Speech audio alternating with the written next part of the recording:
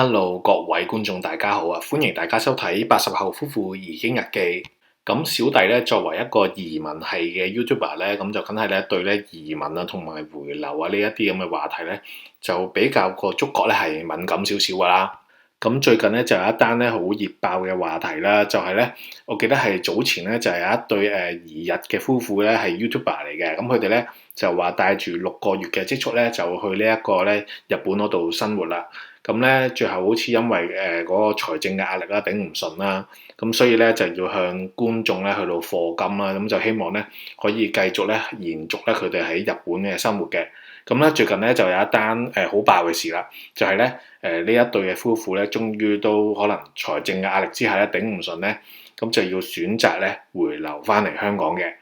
咁其實咧，好似喺幾個月之前咧，咁我都有睇大阪 Andy 哥啦，即係我偶像啦，佢喺YouTube 上面嘅直播啦，咁就有訪問咧呢一對嘅移日夫婦啊。咁其實咧我自己聽Brian 哥咧講説話嘅通啊，我已經覺得咧可以用3個字咧嚟到形容Brian 哥啦，就係咧假大空啊！咁我仲記得咧，阿 Yanson 咧就喺直播嗰度咧就有問Brian 咧，就係咧你移民過嚟日本嘅時候咧，有冇啲咩 planning 啦？咁我記得咧，阿 Brian 哥咧就直接了斷咧咁同我講話，我哋唔講呢啲嘅，我哋唔講有冇 planning 呢啲嘢噶。咁嗰次咧，其實我喺個直播嗰度咧睇到佢咁講咧，我自己咧就真係有少少 O 嘴啊！其實咧喺度都想同各位觀眾講啦。無論你做咧任何決定之前咧，不論你話係去 working holiday 啊，或者係移民呢一個決定咧，其實咧你嘅人生咧做每一個決定咧，都係一定要咧有計劃㗎。咁所以嗰啲學校咧，有時唔知係咪Form 5咧嗰次咧，咪要你咧寫一啲咩生涯規劃嘅。咁其實咧有啲人就覺得呢一樣嘢係廢啦。咁其實咧某程度上咧廢嘅嘢咧都有佢嘅用處喺度啊。即係如果一個人咧，你做呢一啲咁重要嘅人生決定之前咧，係冇 planning 嘅話咧，咁咧，我想講咧，死嘅機會咧，冇60%啦，都有8-9成噶啦，其實。咁喺呢個直播裏面咧，就記得有班人咧就有講過話咧，佢移民過嚟日本咧，就有帶咗6個月嘅使費過嚟啦。咁其實我自己覺得咧，6個月嘅使費咧係夠嘅。咁有啲人咧，我諗咧。移民過嚟英國嘅話咧，相信咧帶嘅使費咧比你更加少嘅咧都大有人在啦。咁我有時睇 YouTube 咧都見到有啲人咧就係帶2個月嘅使費咧過嚟英國咧，咁其實最後咧都係仲係可以繼續生存到咧，繼續咧喺呢一個英國嗰度生活嘅。咁點解人哋帶可能2-3個月嘅積蓄咧都可以喺英國嗰度生活到，而你咧帶6個月嘅使費過嚟日本咧都生活唔到咧？咁其實咧喺度咧，我就好想咧同各位講一句咧，就係成功的人找方法，失敗的人找説法嘅。咁人哋嗰啲咧帶好少錢就已經移民過嚟嗰啲咧，人哋嚟到英國咧係真係咩工都做，可能要佢倒垃圾啊、洗碗啊、做餐廳侍應樓面啊，人哋咧咩都肯做嘅，最緊要咧有糧出俾佢咧，咁人哋就做。但係咧，阿Brian哥你咧就移民過嚟日本嘅時候咧，我就真係睇得出你咧係好揀工做啦，好似一定要做文職咁樣咧，即係一啲藍領咧，你係完全睇唔順眼嘅，完全咧唔會去到試咁樣嘅。咁最近咧，阿特朗普咧都有講話You have no card 咁樣啦。咁我自己覺得咧，揀工做咧其實就唔係一個問題嚟嘅，但係重點咧，就真係要睇下你自己嘅牌面有幾多先可以咁樣去到揀工做。咁如果你手上係揸住一手靚牌，好似桃花順咁樣，我梗係建議你都唔使返工啦，浪費時間啦，你去享受人生仲好過啦，係咪先？咁所以咧，其實決定移民之前咧，我覺得要即係有一個自我嘅評估啊，評估下自己手上面咧斤兩夠唔夠咧，係真係好重要啊！咁而家Brian呢一次回流嘅事件咧，就可以睇得出咧係真係過分高估咗自己嘅能力啦。咁如果咧手上面係一手都係爛牌嘅，咁你同我講話我要做生意，我要揸 GTR 佬啊，咁又真係你揸 GTR 佬咧就真係炒咗啦，師兄。我要買 GTR 佬，我買 Benz 俾你啊！我要買 GTR 佬，加隻佬，我要買 GTR 佬。但係你琴晚爭啲死噃。我尋晚如果揸 GTR 佬，我使炒？你隻 GTR 死咗啦！我要買 GTR 佬。咁同埋咧，阿巴人我記得咧喺個片裏面咧就係有講過咧點解要回流翻嚟香港咧，就係因為咧喺日本咧就冇得食呢一個麻辣米線啦。咁啊，大佬其實我自己就想講，喂，大佬你決定移民去日本第一日，你應該已經知道冇得食麻辣米線啦喎，即係好似我決定移民去英國咁樣，喂，咁我真係知道冇譚仔啊、冇南記啊呢啲食噶咯喎，呢啲係你應該要評估嘅風險嚟嘅，你預咗噶咯喎。即係好似我咁啦，咁好多朋友咧都會問我移民過嚟英國之後咧冇啖好食啦，慣唔慣啦？咁其實咧我自己咧當初咧決定移民過嚟嗰時咧，就已經計好晒成條數啊！咁其實咧我自己都會預計到咧喺英國嗰度嘅生活係點樣啦。咁有好多嘢其實我覺得係好似鋼之煉金術師咁樣咧，係等價交換嘅。即係咧，你放棄咗原有喺香港嘅嗰種固有嘅生活模式之後咧，你會得到嘅係另一種嘅生活啦。咁所以其實係有得咧就必有失，呢一個係好簡單啦。你好難咧keep 住喺香港嘅嗰種生活模式啊，有得食淡仔啊，食其他嘅嘢之餘咧，又可以過英國嗰種住大屋嘅生活嘅喎。咁我講得好合理啊，係咪先？咁如果你又想過翻香港嗰種生活，又想過翻喺日本嗰種生活咧，咁其實都得㗎喎。咁首先你要有錢啦，有錢又使得鬼推磨，係咪先？有錢就是任性。咁如果咧你有錢嘅話，啊你想即刻買張機票飛去北海道嗰度飲新鮮嘅牛奶都得添，係咪先？咁仲有最後想回應嘅一點咧，就係阿班人咧，佢就話咧。就因為要返 full time 嘅關係咧，就冇晒時間咧去到拍片做 YouTuber 呢一樣嘢嘅。咁其實我自己覺得咧，追夢咧其實就真係冇問題嘅，但係咧一定要量力而為。即係好似如果我講我自己啊，即係冇錢開飯嘅時候，我仲繼續追夢嘅話，最後餓死啦。咁係我自己嘅問題啊，定係人哋嘅問題咧？咁呢一樣嘢咧，你真係要考慮清楚。咁我自己覺得咧，做 YouTuber 咧本身咧就係冇問題嘅。但係咧都想講咧，其實呢一個 YouTube 呢一個產業咧，我自己就真係我自己都係過來人啦，我自己都做咗4年嘅 YouTuber。咁其實咧，我自己就覺得咧，真係成功嘅人咧係真係好少好少數。因為YouTube 呢一個產業咧，其實都真係百花齊放啦。咁喺呢一個產業入邊嘅競爭者咧，係真係非常之多啊。咁可能就算好似我自己咁樣啦，我自己覺得我出現一條片啦，咁呢條片會可以 last 到嗰個流量去到幾耐咧？咁其實咧短嘅咧，我想講一日咧，呢一個流量就已經完咗啦。咁就算可以出到一條可能好好嘅片咁樣啦，咁其實咧呢一條片都係 last 你1個星期、2個星期、1個月，咁其實都係 last 一個好短嘅時間咧，咁就已經俾其他同業啦，即係其他嘅 YouTuber 咧嘅片咧就冚過咗㗎啦。呢一個係一個好殘酷嘅現實嚟嘅，其實。咁題外話啦，就係我最近咧都睇過咧 ViuTV 嘅呢一套劇集啦，就係那一天我們會紅啦。咁自己咧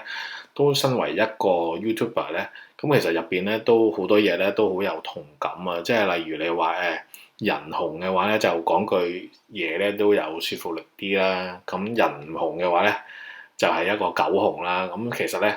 真係都好講得中。即係我自己做 YouTube 咧，其實都真係覺得有時覺得即係你要做成功嗰個咧，真係唔係咁易。咁同埋咧，如果你真係諗住用 YouTube 嚟揾錢咧，亦都真係唔係一件咁易嘅事嚟。即係我自己到而家呢一刻嚟講啦，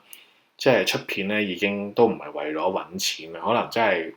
係我自己嘅興趣嚟啦。即係可能因為喺英國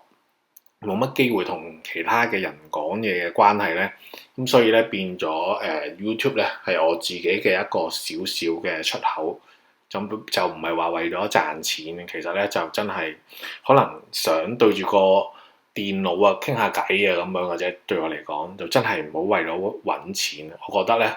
要成為一個成功嘅 YouTuber，即係做到好似其他大台咁啊，大阪 Andy 哥啊、Coco 哥啊諸如此類嗰啲可以揾到錢咧，係一件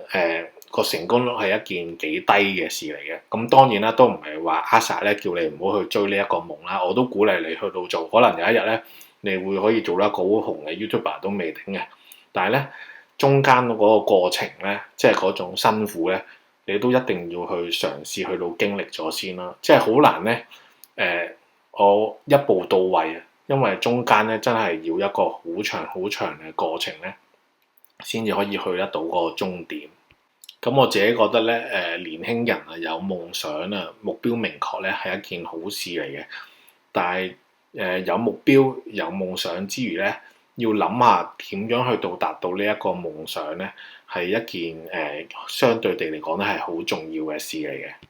咁回想翻當初自己咧做移民嘅呢一個決定啦，咁其實咧之前我自己係真係諗咗好耐啦，亦都計咗好耐條數咧。自己有冇呢一個本錢咧去到移民啦？咁因為咧，其實 BNO Visa 呢一個計劃咧，都真係為咗我哋香港人咧，係打開咗一道另一道門啊，通往另一個人生咧嘅另一道門啊。咁有啲人咧離開咗香港之後咧，係會比喺香港生活嗰時係更加成功啦。咁但係咧都有啲人咧離開咗香港之後啦，咁可能過緊嘅人生咧係比以前咧係更加不如意嘅。咁歌都有得唱啦，天氣不似預期啊嘛。咁咧有一啲香港人可能移民咗過去外地之後咧，咁唔適應當地嘅生活咧，選擇回流咧，我自己個人咧係表示咧非常之尊重嘅。咁同埋咧都想喺度講聲啦，就係咧移民咧其實係一個對人生咧係一個非常之重要嘅決定嚟嘅。咁如果你呢一個決定之前做嘅計劃咧做得唔好嘅話咧，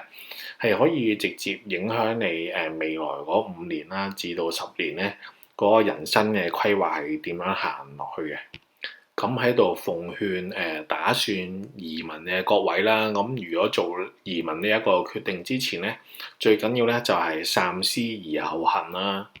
咁有啲人會覺得移民呢件事咧係一件好容易嘅事嚟啦。咁我自己覺得咧，如果有錢嘅話咧，可能個容錯嘅機率咧係會高啲啦。但係如果你手上嘅籌碼有限嘅話咧，咁就真係要諗過度過咧，先好做呢一個決定啦。因為咧而家就唔係話喺街市買棵菜咁簡單，你要放棄自己喺香港嘅事業啦，放棄你喺香港嘅居住嘅地方啦，咁放棄其實都真係要放棄好多嘅嘢咧，咁先可以行出呢一步。咁去到嗰邊適應又唔知有冇問題啦。咁好似我自己咁樣啦，其實咧頭2年移民咧，都對我嚟講係一個好艱苦嘅時期嚟噶。咁我自己都仲記得啦，頭2年我自己移民啦，為咗想追翻咧喺香港嘅人工啦。咁嗰時我可能1個禮拜翻嘅工作嘅時間咧係真係多到你唔信啦。因為我嗰次咧翻緊2份 full time，一份係英國嘅工作啦，另一份咧就係香港嘅工作。咁嗰段時間咧係真係話我自己都覺得超越咗人體嘅極限啊！真係。但係咁嗰個時間咧，揾嘅錢咧係真係同翻喺香港嗰時揾嘅錢咧係一樣咁多嘅。我講緊係稅後，但係有時諗翻起咧嗰段日子啊，我自己都覺得咧係我人生之中捱得最勁嘅嗰段日子嚟。但係而家諗翻起咧，我自己就覺得咧呢一個過程咧係非常之值得嘅。咁最近啦，咁我翻工無聊嗰時咧上 Google Map 啊，咁就開個衛星地圖咧，就睇下自己住嗰間屋啦，咁就見到咧自己啊，終於喺呢一個地球咁大嘅呢個地球裏面咧，有一格仔嘅一個土地係屬於自己啦。咁喺個衛星地圖嗰度咧，就先近影到自己間屋啊，影到自己架車嘅時候咧，咁我自己個心嗰下咧都真係會覺得啊，我自己呢2年咁辛苦咧，咁其實都係值得嘅，因為咧，起碼都建立到少少嘢，可以俾自己睇，俾其他人睇咁樣啦。咁揾到份輕輕鬆鬆嘅 hea 工啦，咁同埋收入方面咧就冇以前香港咁樣咁單一啦。咁其實返緊工嘅時間咧都可以處理自己嘅副業啦，咁令到自己嘅收入咧開始邁向多元化咧。咁其實我自己咧都好滿意咧呢幾年嘅轉變啊，真係。咁其實有啲人咧就會着重目前啦，咁有啲人咧就會放眼未來。咁無論咧你係邊類人都好咧，咁我都尊重各位嘅。最緊要咧，大家都揾到咧屬於自己嘅人生咧，咁就已經足夠噶啦。咁如果大家中意我嘅分享嘅話咧，就記得要 comment、like、share 呢條片咧，俾更加多嘅人睇啦。仲有記得咧要訂閱呢一個 channel 啊！希望有一日咧，80後夫婦移影日記咧都會有紅嘅一日。喺度咧就想送首歌俾大家，激勵下大家嘅士氣啊！就係咧通力嘅通力。咁咧